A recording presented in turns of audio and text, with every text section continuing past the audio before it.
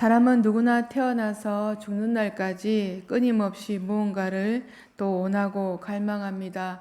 배고픈 아이는 자신이 울음으로 자신을 표현하여서 원하는 바가 이루어지면 언제 내가 울었는가 하는 것처럼 만족해하고 행복해야 합니다. 울음으로 자신을 알리며 처음으로 성공하게 되었는데 누군가가 가르쳐 주지 않아도 본능에 의해서 이렇게 자신을 표현하게 됩니다. 이렇던 모든 사람들은 태어나서 죽는 날까지 크고 작은 희망과 소원을 만들어가고 또 만들려고 합니다. 우리는 그 속에서 실패와 좌절, 희망을 통해 자신의 삶을 또 잘 가꾸고 있습니다. 이렇게 원하는 바가 이루어지면 기쁨과 자유 가운데 긍정적인 힘이 생기고 삶을 향해 우리 모두가 발걸음을 내딛게 됩니다. 자신이 원하는 바를 이루는 사람이 있는가 하면 그렇지 못한 가운데 또 불행을 안고 힘들어하는 사람들도 우리 주변에 있습니다. 그들은 말합니다. 이런 삶을 결코 내가 원했던 것은 아닌데 하면서 후회 속에서 자신의 삶을 바라보며 원망을 자아내기도 합니다. 왜 이렇듯 원치 않는 삶을 살고 있을까라는 원망의 마음을 품고 있기도 합니다. 우리가 원함이란 좋은 밭에 뿌리는 씨앗과도 같습니다. 씨앗 속에 있는 세계를 밖으로 나오게 하는 것이 세상에 있는 밭이라고 할 수 있습니다. 밭이란 내가 살아가면서 만나는 사건이고 사람이라고 할 수 있습니다. 내 마음이 밝아서 내게 일어나는 사건과 사람들을 만날 때마다 잘 대해주고 또 그 밭이 좋은 밭이 되고 그 밭 속에서 내가 간절히 원하는 바 씨앗을 우리 모두가 키워 나갈 수 있습니다. 그러나 삶에는 항상 변수가 따라오는데 특히 잘 될 때도 있지만 쭉 잘 되면 좋겠는데 삶이 그렇게 다가와 주지 않습니다. 어려움도 잠시 지나간 자리에 다시 회복되는 시간이 주어지기도 하는데 삶이랑 항상 좋을 때도 없으며 항상 나쁠 때도 없는 것 같습니다. 올라갔다 내려갔다 넘어졌다 다시 일어나는 것이 우리의 삶의 순서가 아닌가 합니다. 이러한 상황 가운데 가장 좋은 것이 있다면 바로 우리의 마음입니다. 이 마음 안에 항상 밝고 여유가 있어야 함을 가르침을 오늘 빌립보서에서 말씀하고 있는데 우리의 마음이 원함을 이루기 위해서는 우리가 먼저 삶의 비결을 알아야 합니다. 오늘 우리가 함께 읽은 4장 4절 말씀 우리 다시 한번 함께 읽어보겠습니다. 시작. 주 안에서 항상 기뻐하라. 내가 다시 말하노니 기뻐하라. 오늘 하나님의 말씀은 우리에게 항상 기뻐하라고 권면하고 있습니다. 하나님 아버지는 저와 여러분의 모든 분들을 향해 여러 가지 소원을 가지고 계시는데 특히 이 험난한 세상을 살아갈 때 우리가 밝고 건강하게 또 긍정적이고 적극적으로 살아가기를 원하실 거라고 봅니다. 그런데 우리가 사는 세상은 어떻습니까? 우리가 기뻐하기에는 왠지 마음 한구석에 기뻐할 수 없는 일들이 우리의 삶에 있습니다. 세상이 얼마나 악해가는지 모릅니다. 이해하지 못한 모순들이 우리를 당하게 하기도 하고 하루의 시작과 동시에 들려오는 소식들은 좋은 소식보다 마음 아프고 또 답답하게 하는 소식들이 더 많이 있습니다. 그럼에도 불구하고 하나님의 자녀는 건강하고 또 밝고 긍정적으로 살아가야 하는데 때로는 세상의 소리에 우리의 마음이 종종 또 생각이 흔들릴 때가 많이 있습니다. 철부지아이가 아니라면 우리의 삶이 항상 기뻐할 수 없다는 것은 우리 모두가 잘 압니다. 그런 우리에게 바울은 헬라어 카이로를 써서 능동태 명령어를 써서 어려운 상황 가운데서도 저와 여러분에게 기뻐하라, 기뻐해야 할 것을 강조하고 있습니다. 바울이 빌립보 교회를 떠나 외부로부터 당한 순환과 고난, 핍박 가운데 바울은 안타까운 모습 때문에 빌립보 교인들은 늘 우울하고 근심에 쌓인 영적 침체에 빠져 있었습니다. 이와 같은 상황 속에서도 바울은 언제까지 우울하고 또 언제까지 영적 침체에 빠져 정신을 잃고 있을 수는 없었기 때문입니다. 그런 상황 가운데 그가 선택한 것은 어디를 둘러봐도 기뻐할 수 없는 상황이지만 바울은 기뻐할 것을 선택했다는 것입니다. 자신이 기뻐하는 것처럼 빌립보 성도들을 향해서 주 안에서 기뻐하라, 항상 기뻐하라는 것입니다. 이렇게 명령하면서까지 외칠 때 단순히 기뻐하는 것이 아니라 바로 비록 감옥에 어찌할 수 없는 환경이지만 상황이지만 분명 단순한 말이 아니라는 것을 압니다. 자신이 심령에서 느껴지는 경험되어지는 것을 바울은 담대히 말하고 있습니다. 우리는 단순히 바울이 기뻐하는 것만 보아서는 안 됩니다. 바울이 감옥에서 힘들고 어렵지만 그는 선택했던 것을 우리는 보아야 합니다. 스스로가 기뻐하는 것을 향해 선택했다는 사실을 우리는 알아야 합니다. 사랑하는 성도님, 우리의 삶의 최고의 삶은 어디에서 나오겠습니까? 바로 우리의 태도에서 나오고 있습니다. 우리는 어떠한 사항을 가지고 어떠한 사항 가운데 우리가 어떤 마음으로 어떤 태도를 보는가에 따라서 우리의 삶의 방향이 달라지는 것을 경험하게 됩니다. 우리가 경험하는 모든 삶에는 상상할 수 없는 자원이 있는데 눈을 예로 들어보면 눈은 마음의 창이라고는 말이 있습니다. 일어난 사람 관계에서 보는 눈이 우리 모두가 중요한데 이 눈에는 값이 있기 마련입니다. 만약 어떤 사람이 강의를 듣고 있는데 그 강의를 듣는 가운데 허공을 보는 사람들이 있습니다. 또 어떤 사람은 아래만 쳐다보는 사람이 있는가 하면 어떤 사람은 아예 눈을 감고 있는 사람도 있습니다. 같은 곳을 바라봐도 보는 사람에 따라 그 사람의 태도가 보여집니다. 그러나 정면을 바라보는 사람도 있습니다. 그분은 좋은 태도 덕분에 원하는 것을 얻을 수 있을 것입니다. 우리가 원하는 것을 이루는 눈은 정면을 바라보는 눈입니다. 오늘 본문 말씀에 주 안에서 항상 기뻐하라고 바울은 외치고 있는데 우리가 주 안에서 항상 기뻐하려면 우리는 정면을 바라보는 태도를 가져야 합니다. 바울은 기뻐하되 주 안에서 기뻐할 것을 말하고 있는데 빌립보 성도들을 향해 기뻐할 것을 말할 때 기쁨의 원천이 누구이심을 말해주고 있습니까? 그리스도야말로 성도들이 어떠한 상황 가운데서도 기뻐해야 할 충분한 근거가 되시는 분이 바로 우리 예수 그리스도이십니다. 구원받은 그리스도인이라 할지라도 불신자들 가운데서 겪는 어려움을 우리는 겪게 됩니다. 때로는 그리스도인이라는 이유 때문에 불신자들이 겪지 않는 어려움을 때로는 겪고도 있습니다. 저희 친구가 아들이 사고를 당해서 또 큰 어려움을 당한 적이 있는데 친구네 가족들은 열심히 신앙생활하는 가족입니다. 그런데 병문안 온 성도들이 병문안만 오고 또 기도해주고 가면 되는데 병문안 와서 하는 말이 너무나 태연하다는 것입니다. 자식이 다쳐서 어려움을 당하는데 어느 부모가 태연한 자세를 가지고 있겠습니까? 그러나 이 태연한 자세를 가지고 있기까지 이 부모의 마음은 애간장이 다 들어갈 것입니다. 그 사항을 생각하지도 않고 그 모습만 보고 내뱉는 말로 인하여서 우리는 상처를 주고 있지는 않는지 모르겠습니다. 백문안 간 성도들은 친구의 모습, 어떤 모습만 본 것입니까? 태어나기까지 겪고 있는 마음의 고생과 또 하나님 앞에 간절히 기도했던 그 모습을 바라보지 않고 단순한 면만 보고 그렇게 말을 하게 됩니다.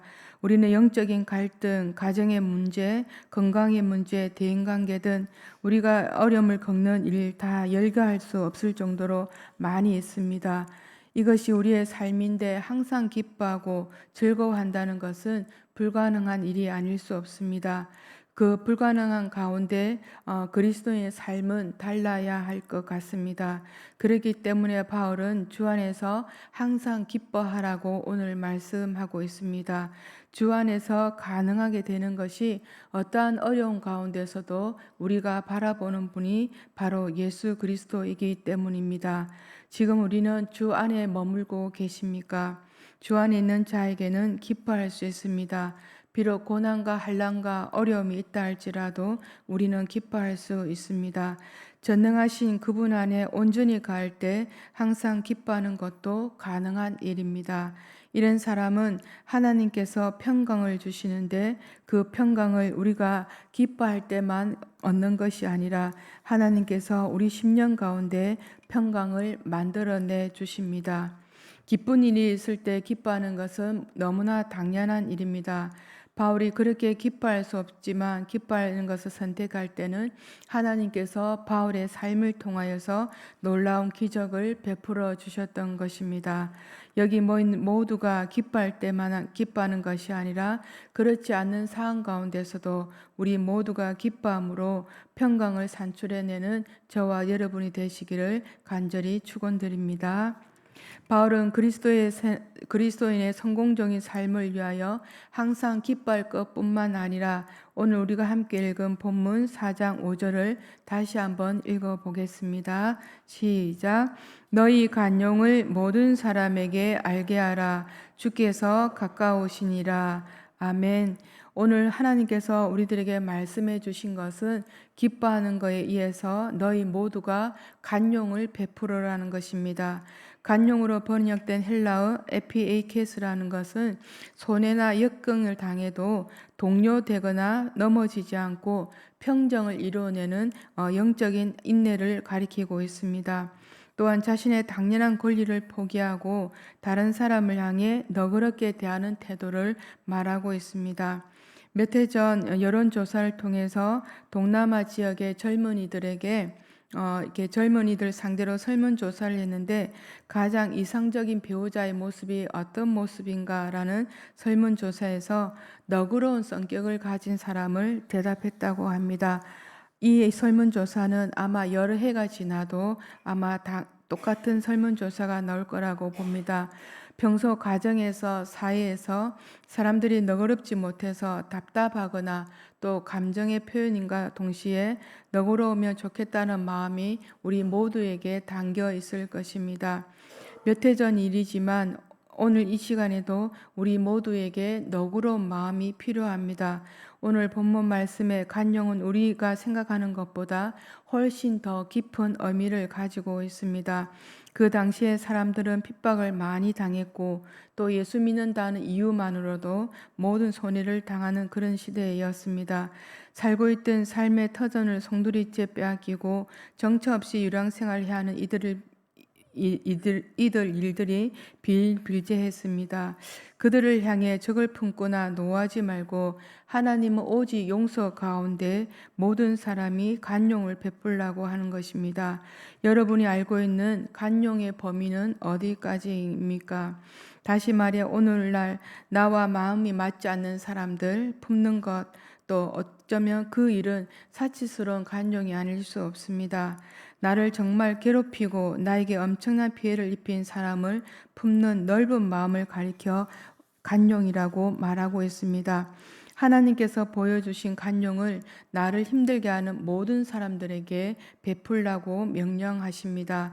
간용의 본질은 국률에 있습니다. 사람을 불쌍히 여기는 마음이 밑바닥에 있어야 한다는 것입니다. 그 사람의 처지로 내려가서 그 사람의 입장을 이해하려면 그 가짐이 있을 때 우리는 간용을 베풀 수 있다는 것입니다. 이것이 곧 국률입니다. 예수님의 간용의 극치는 어디였습니까? 예수님께서 십자가를 지실 때, 십자가에 못 박히실 때 바로 간용의 극치를 보여주셨습니다. 십자가 위에서 너무나 끔찍한 고통과 씨름할 때 주님은 십자가에 못 박으라고 외치는 저들을 향해 또 저들이 알지 못하는 모습에 오히려 불쌍히 여기는 마음으로 예수님께서는 간용을 보여주셨습니다. 우리가 잘 아는 헨리 나우에는 국률은 함께 살아가는 생활 방식이라고 말한 바가 있습니다. 우리는 혼자 살려면 국률은 필요하지 않습니다. 그러나 함께 어우러져 살려면 서로가 불쌍히 여기는 마음이 저와 여러분 마음 가운데 있어야 합니다. 그러면서 나우에는 한마디 덧붙이기를 온 세계를 품을 수 있는 치유의 공간으로 우리의 마음을 넓게 확장하는 것이 바로 국률이라고 말합니다. 모든 사람들이 품고 그들의 심신을 고쳐주는 공간, 바로 국률로 넓어진 마음이라는 것입니다. 이 마음이 있을 때 누구나 우리 모두가 간용을 베풀 수 있다는 것입니다. 솔직히 우리의 마음은 굉장히 이해타산에 예민합니다. 우리에게 좌절을 안겨주고 고통을 안겨주는 사람에게 쉽게 품지 못하는 마음입니다. 아무리 신앙생활 오래 했어도 나에게 고통을 주고 좌절을 안겨주는 사람을 가슴에 품기란 쉽지 않습니다. 그러나 어떻습니까? 하나님께서 우리에게 은혜로 베풀어 주셔서 우리 모두를 하나님은 품어 주시고 우리에게 간용을 먼저 베풀어 주셨습니다. 오늘 우리에게 주님은 긍휼히 여기는 것을 큰 복이라고 마태복음 5장 7절에서 말씀하고 있습니다. 그래서 어떤 수필가가 이 간용을 일컬어 이렇게 재미있게 표현했는데, 자기 안에 자기와 다른 사람을 품는 것이라고 이 수필가는 말하고 있습니다. 자기와 다른 것을, 자기에게 없는 것에 대한 애정이 바로 간용이라는 것입니다. 그런데 사람들은 나와 다름을 인정하지 않으려고 합니다. 나에게 없는 것이 상대에게 있으면 인정하기에 앞서서 오히려 질타하고 배제합니다. 다르지만 받아주는 것, 틀리지만 품는 것, 잘 맞지 않지만 사랑하는 마음으로 끌어안아주는 것이 바로 간용이라는 것입니다. 이런 간용을 가지신 분이 바로 우리 하나님 아버지에 있습니다. 우리는 우리를 향하신 하나님의 마음입니다. 하나님과 우리 사이에 어울리지 않는 조건이 있다 할지라도 하나님께서는 우리를 불쌍히 여겨주셔서 인자와 긍휼로 간을 씌워주시고 우리에게 간용을 베풀어 주셨습니다. 사랑하는 성도님, 우리는 누구나 마음의 오남을 가지기를 원합니다. 때로는 그 오남을 이루기에 온갖 노력을 해도 손에 만져지지 않고 또 힘들어할 때도 많이 있습니다. 그 오남을 이루기 전에 우리가 대하는 태도, 우리가 삶을 대하는 태도는 달라져야 합니다. 도저히 기뻐할 수 없는 가운데 놓여 있다 하여도 우리는 기뻐하기를 또 해야 합니다. 기쁨의 원천인 그리스도를 바라볼 때 반드시 기쁨의 삶을 우리 모두가 살아갈 수 있습니다. 도저히 내 마음이 허락되지 않는 사람이 내 곁에 있다 할지라도 우리는 불쌍히 여기는 마음을 우리는 가져야 합니다. 하나님 앞에 너와 내가 다르지 않습니다. 하나님께서 내려다 보시면 우리의 모습은 거기서 거기입니다. 하나님 앞에 나의 모습 우리가 알아차린다면 나와 다른 그에게 긍휼의 마음을 가지고 또 간용을 품을 수 있습니다. 우리 모두는 우리 이 한날을 살아가야 합니다. 이 아침에 하나님께서 우리에게 주신 말씀, 간용하고 또 기뻐하라는 말씀을 되새김질하여서 우리 모두가 이 한날을 살아낼 때 복된 날이 되시기를 축원드립니다. 기도드리겠습니다. 하나님 참 감사합니다. 오늘도 피곤한 육신이지만 하나님을 만나고자 하나님께 예배하고자 이 피곤한 육신을 뒤로하고 하나님 앞에 나와 있습니다. 하나님 앞에 올려드리는 귀한 예배를 통하여 오늘 한 날의 삶이 주님 앞에 복된 삶이 되기를 원하고 우리의 삶의 시간을 통하여 주변의 모든 사람들에게 하나님께서 허락하신 간용을 베풀 수 있도록 주님 은혜를 다하여 주시옵소서. 이 시간 하나님 앞에 올려드리는 귀한 예물 가운데 하나님 축복하여 주시고 올려드린 기도의 제목을 통하여 우리의 삶 가운데 하나님 나라와 의가 이루어질 수 있도록 주님 축복하여 주시옵소서.